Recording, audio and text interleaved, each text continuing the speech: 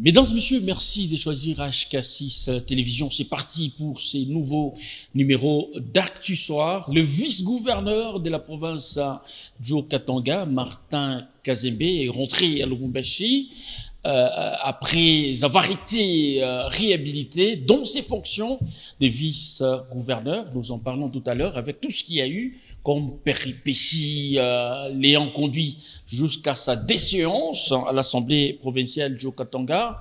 Pour en parler, nous avons le plaisir de recevoir sur ce plateau Maître Guy Kalunga. Il est cadre de AREP, chargé de questions politiques et juridiques, à qui nous disons bonsoir et bienvenue. Bonsoir, monsieur Joas. Vous allez bien? Très bien, super fort, monsieur Joas. Alors, comment vous avez accueilli d'abord les retours à Lubumbashi du vice-gouverneur de la province du Haut-Katanga, après qu'il soit rétabli d'abord par Jacquemain Chabani, vice-ministre de l'Intérieur, puis par la Cour constitutionnelle?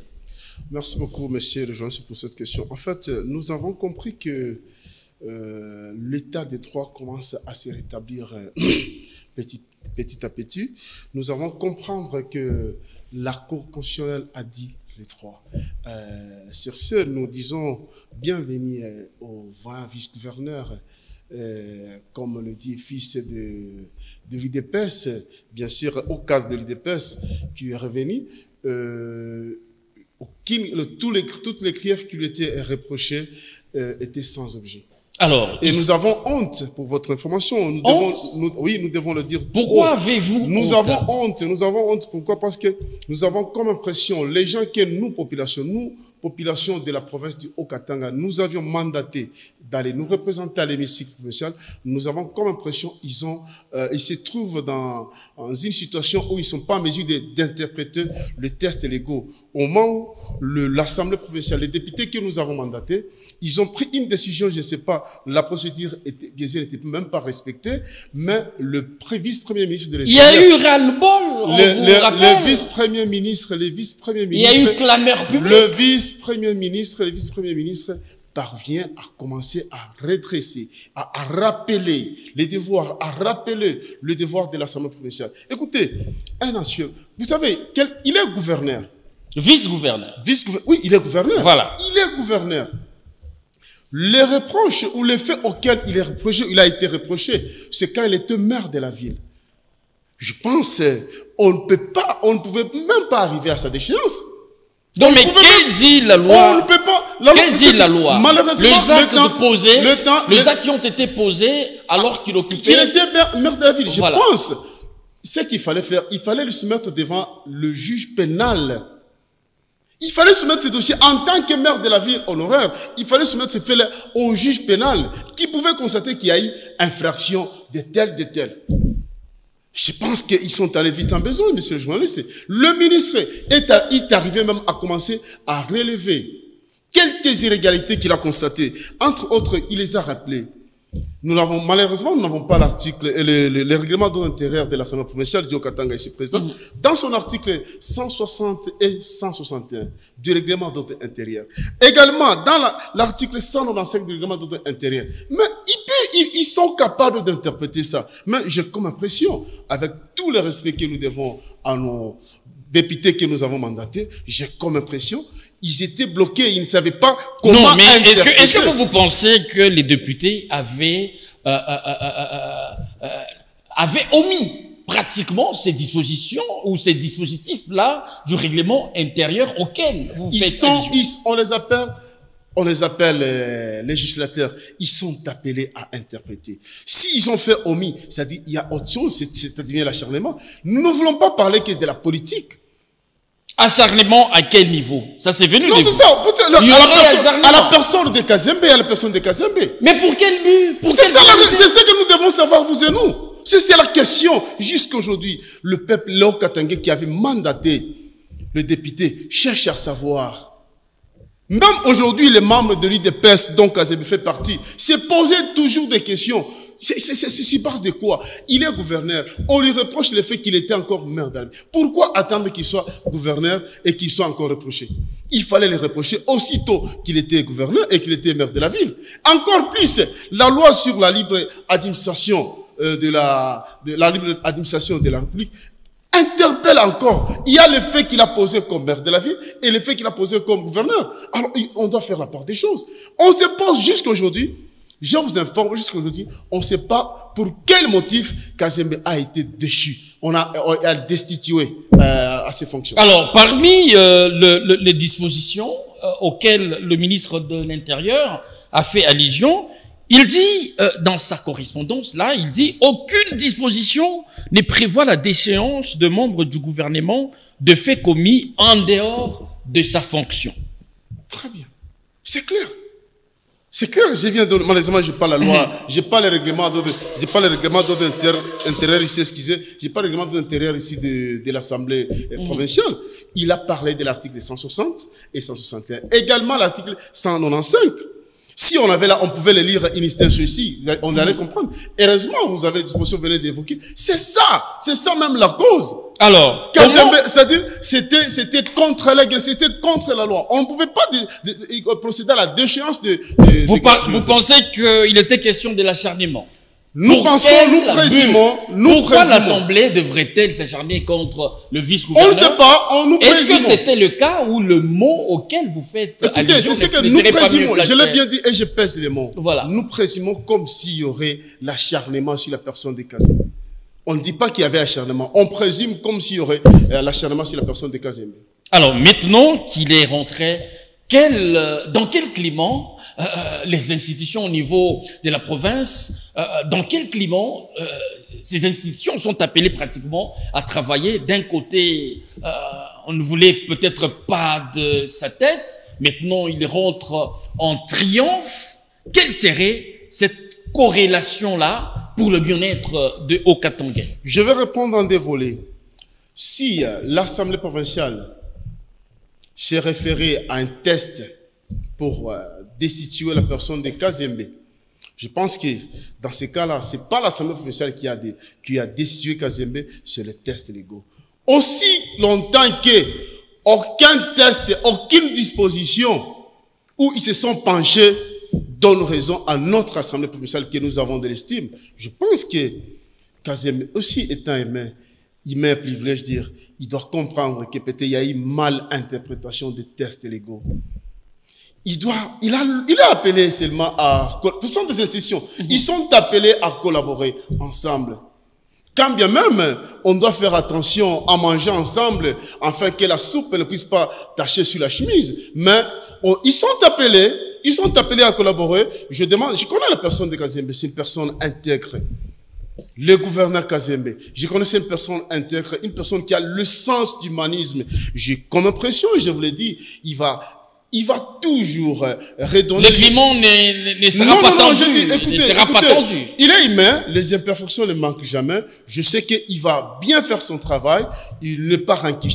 C'est une personne qui n'est pas rancunier. Alors, il y en a ceux qui estiment que la décision qui avait été prise visait simplement à ne pas créer une déstabilisation au sein des institutions. Au regard de tout ce que le pays connaît, il a fallu peut-être résoudre cette situation. La décision prise par qui, monsieur le journaliste? Non, mais le fait qu'il soit rétabli et que voilà... S'il fallait que la décision de l'Assemblée puisse être maintenue jusque dans les instances les plus hautes, peut-être des petites déstabilisations pouvaient être observées. Monsieur le journaliste, vous savez, nous sommes dans un état de droit. On ne doit pas faire des choses pour faire plaisir à une personne, ou à l'autre, ou à un camp. Non, mais consolider écoutez, nous sommes dans un état de droit. Climat de paix entre institutions. Le Premier ministre, M. Chaban, que je salue en passant. Le vice-premier ministre. Le Premier ministre, il est vice-premier ministre de l'Intérieur, il est Premier ministre, bien sûr. Lorsqu'il est dans une autre province, il est Premier ministre. Vous devez connaître ça. Le Premier ministre, le vice-premier ministre de l'Intérieur, M. Chabani, c'est d'abord un exercice de formation. C'est une personne qui respecte les tests. C'est une personne qui lit beaucoup. Pour votre information, vous allez vous rappeler lorsqu'il fallait sortir le gouvernement provincial ou provinciaux, il avait interpellé tous les gouverneurs qui avaient nommé les commissaires parce que c'est pas légal. Il les avait interpellés sous peine d'être sanctionnés. C'est quelqu'un, vous savez, je crois qu'on n'a jamais eu un vice-premier ministre de l'Intérieur comme celui-ci, que moi j'ai toujours soutenu. C'est quelqu'un qui est légaliste. Vous tapez à côté, il sanctionne. Nous ne sommes pas dans le jungle. Nous devons respecter le test. Il est là pour mettre de l'autre. Il est capable aujourd'hui même de dire qu'aujourd'hui, même l'Assemblée officielle ne peut pas fonctionner, mais nous ne sommes pas là. Ici, par rapport au climat, entre le gouverneur, le vice-gouverneur Kazembe et tant d'autres, je pense que Kazembe, ce n'est pas un monsieur conflictuel. C'est un monsieur, c'est une personne intègre, c'est une personne dont ses facultés, toutes ses facultés sont normales, c'est une personne lucide, voulais-je dire. Je pense qu'il va toujours préserver la paix il va collaborer avec les autres, ses collaborateurs, avec les autres institutions. Je pense qu'il sera la même personne comme il était avant. Est-ce que vous avez l'impression que cette session extraordinaire, à l'issue de laquelle le vice-gouverneur avait été déchu, aurait servi de pédagogie aux tierces personnes qui suivaient de plus près? Écoutez, quelle pédagogie? Moi, je pense que lorsqu'il y a une assemblée, vous savez, nous les appelons législateurs. Nous n'avons pas besoin d'avoir des mauvaises jurisprudences. Ça n'a rien servi. Est-ce qu'il y en a eu dans ce pays? Voilà. Est-ce qu'il y en a eu? Si, il y en a eu plusieurs. À quelle hauteur? Je vous dis, il y en a eu. Je souhaiterais qu'ils m'invitent demain ou après-demain avec un sujet spécial quant à ça. Mais je vous dis, nous n'avons pas besoin de nous laisser une mauvaise jurisprudence dans la matière. Non, mais est-ce que cette session extraordinaire aurait servi, à cette question vous n'avez pas répondu, aurait servi de pédagogie puisque c'était suivi de plus près à travers la République démocratique? Quand vous parlez de pédagogie, monsieur le journaliste, vous pouvez quand même... Est-ce que les gens ont eu à tirer de la matière? C'est ce que je dis, il n'y a pas eu de la matière, c'est ce que je vous dis, il n'y a pas eu de la matière, parce que la procédure était biaisée, c'était pas une bonne procédure, on n'a pas respecté la procédure. C'est ce qui fait qu'aujourd'hui, le vice-premier ministre et le ministre de l'Intérieur commence maintenant à faire voir à notre Assemblée provinciale les irrégularités entachées par rapport à la décision de M. Kazembe. Est-ce qu'on peut dire il n'y a pas eu de la matière qu'on peut bénéficier là-bas? Et là, on a l'impression que tout le travail abattu au niveau de l'Assemblée venait d'être bafoué. Non, écoutez.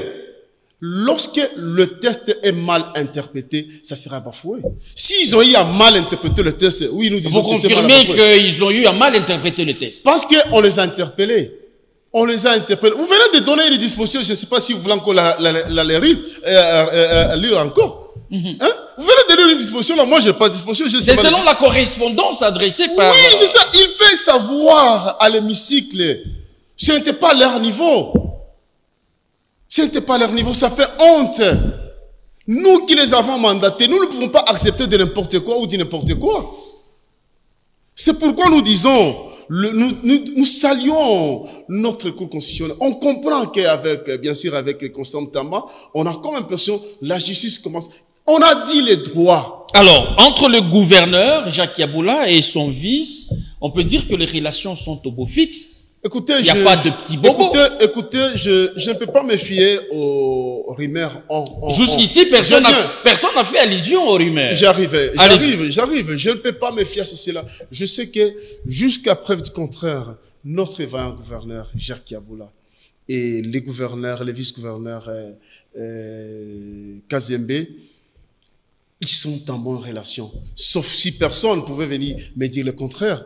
Jacques Yabula, il ne pouvait pas dire autre chose parce que c'est l'hémicycle de l'Assemblée française qui avait évité. Donc ici, on peut dire le fait pour le vice-gouverneur d'être rétabli, c'est en même temps une bonne nouvelle pour son titulaire. Oui, affirmatif. À moins qu'on puisse nous dire le contraire. Moi, je sais que le gouverneur Jacques Yabula, qui avait fait choix à son vice-gouverneur, il est très content de voir son vice-gouverneur, son collaborateur direct, d'être rétabli. À moins que quelqu'un d'autre puisse me dire le contraire. Alors, quel message, parce que nous sommes en train d'atterrir, quel message lancez-vous à tous les Haut-Katangais qui ont assisté à toutes ces agitations relatives à la déchéance du vice-gouverneur jusqu'à son rétablissement par d'abord le ministère de l'Intérieur, puis au niveau de la Cour constitutionnelle? Nous avons tous suivi après la décision, ou avant même, il y avait des récits, les réseaux sociaux, on lisait, il y avait des tensions des communautés de part et d'autre, il y avait des communautés, mais malheureusement, ce n'était pas un problème de communauté, c'était un problème de politique. C'était un problème des institutions. Il n'y avait pas question de communauté. Ici, le seul message que nous pouvons donner, c'est un message de paix. Les communautés n'ont pas interféré. C'est un message de paix. On peut dire que les communautés n'ont pas interféré non, même pas. Voilà. C'est un message de paix à tous les Haut-Katangais. Soyons unis comme un seul homme. Le problème politique ne puisse pas nous diviser. C'est le même message, je l'ai toujours dit. Je crois que par rapport à la situation de Kazembe, je l'avais prédit ici, je l'avais dit que la requête en contestation à la Cour constitutionnelle sera recevable et fondée. Et c'est le résultat que nous avons aujourd'hui. Je n'étais pas prophète, mais aujourd'hui, je peux dire que j'étais prophète. C'était sur ce plateau que je l'avais dit que sera recevable et fondé. Aujourd'hui, la Cour constitutionnelle vient de donner raison à notre fils, la personne de Martin Kazembe. Et je vous rassure, c'est un bon signe par rapport au fonctionnement de notre appareil judiciaire. Non seulement ça, je tiens aussi à saluer le vice-premier ministre, ministre de l'Intérieur, M. Chabani, qui nous a montré ses capacités, ses compétences. Il nous a montré vraiment, il est à la hauteur. Moi, je pense s'il faut revoir ce gouvernement, cette personne mérite de revenir à ici, vous attendez le voir dans l'équipe... le gouvernement d'union nationale, comme le chef de l'État. Parce que c'est une personne qui a redressé, c'est une personne qui a eu le pouvoir d'interpeller certains gouverneurs qui cherchaient à déraper. Je tiens à féliciter cette personne. Et surtout qu'il a interdit aux gouverneurs de quitter leurs entités. Ça aussi, c'est très important parce que la guerre de l'Est nous concerne tous. Nous devons être unis. Qui doit fuir? Nous devons être unis pour pousser l'ennemi. Mais pour des raisons de santé, quelqu'un peut aller sur les soins à l'extérieur. La raison de santé, c'est attesté par un médecin spécialiste. Nous savons tous. Alors, si c'est le message, je réitère encore le message à tous les Haut-Katangais d'être unis comme un seul homme. Alors, la paix, je demande à nos deux gouverneurs, les vices et son titulaire, de trouver la cohésion, de prêcher la cohésion, de prêcher l'unité katangaise, des Haut-Katangais, comme nous sommes dans la province du Haut-Katanga, bien sûr. C'est le seul message que je pense que je peux donner en ce temps. Maître Guy Kalinga, je rappelle que vous êtes cadre à REP. Merci d'avoir répondu à notre invitation. C'est moi qui vous remercie, monsieur le journaliste. Par ici prend fin ce numéro d'Actu Soir. Merci à vous qui nous avez suivis à travers le monde. Nous vous retrouvons très prochainement avec la même détermination. D'ici là, portez-vous bien et à très vite.